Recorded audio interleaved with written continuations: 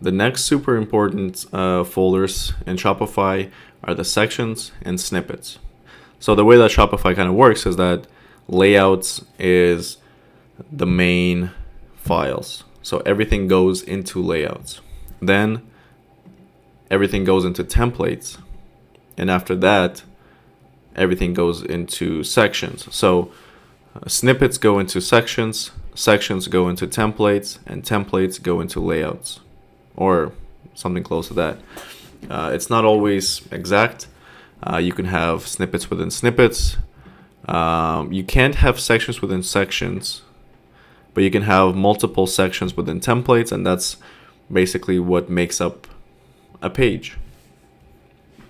So if we look at sections, one of the most important sections I found is the header.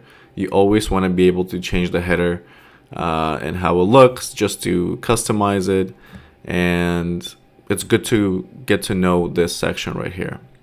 And for themes, for the free themes like debut themes, the code can be a little bit hard to read sometimes. But if you buy a theme from, let's say, out of the sandbox,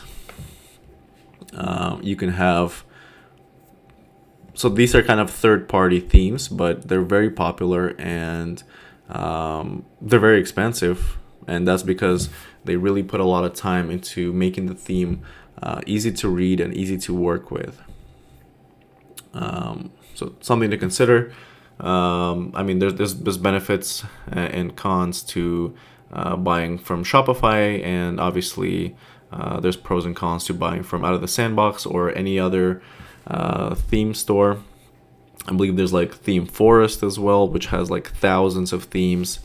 But out of the sandbox is definitely tested, and they're very good, and they get updates pretty often, and they have very good support. So you're paying a premium for a good theme, but I'm not saying Shopify doesn't have good themes, but it's just different standards, kind of, right? But also one thing to note is that once you edit the code in your theme, you will not be able to just easily upgrade that theme whenever the update comes. You actually have to be able to like transfer the code over to the new theme. Anyways, I'm getting a little bit off topic here, but sections is what you see in your customizer. So for example, these are all sections, right? So if we create a custom page, we're going to be also creating these sections within that page. And I'm going to quickly show you how to do that, because that's very important. So let's just create, so we have our contact page, right? Let's go to the contact page. If I can find it. Maybe it's not activated. Or I guess we can go here. Okay. Or our example page, sure. So on our example page, we have some sections already. And if we go to our example page, you'll see that we have two sections, the featured row and featured columns. So we have the featured row and featured columns.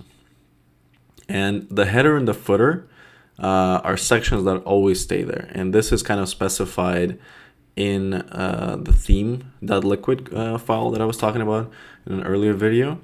And then these are the sections that we added. So if we wanted to add a new section, we'll just copy this, paste it below, and then let's see what we want to add.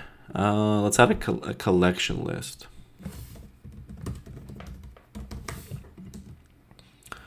So if we add that, and then we refresh our example page, we'll now have the collection list. So if we go to the collection list, we can add collections. So it's very cool to be able to make these custom pages on your own for your website.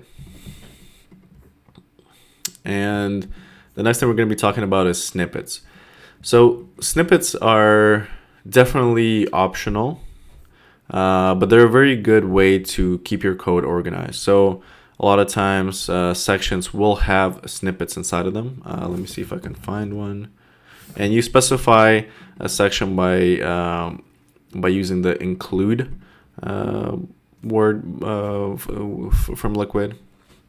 And basically it says here, if section.blocks.size is 0, then include no blocks section. So let's go into no blocks section and just check it out, see what it's all about. And basically this is a very simple snippet, but it basically just says homepage onboarding content. It's just a word. And again, we can find this word by going to the locales and see what it says. So let's kind of follow this rabbit hole. So homepage, homepage, onboarding, and no content. There we go. So it says this section doesn't currently include any content. Add content to the section included using the sidebar. So that's basically what we saw before we added things. So if we delete this, we should get that. There we go. Yeah, so basically if you want to repeat something in a lot of sections, you can use snippets. They're just a really cool way to kind of keep your code organized and clean. So that's sections and snippets. That's going to be like what you work with maybe 90% of the time. Anyways, thanks. See you in the next section.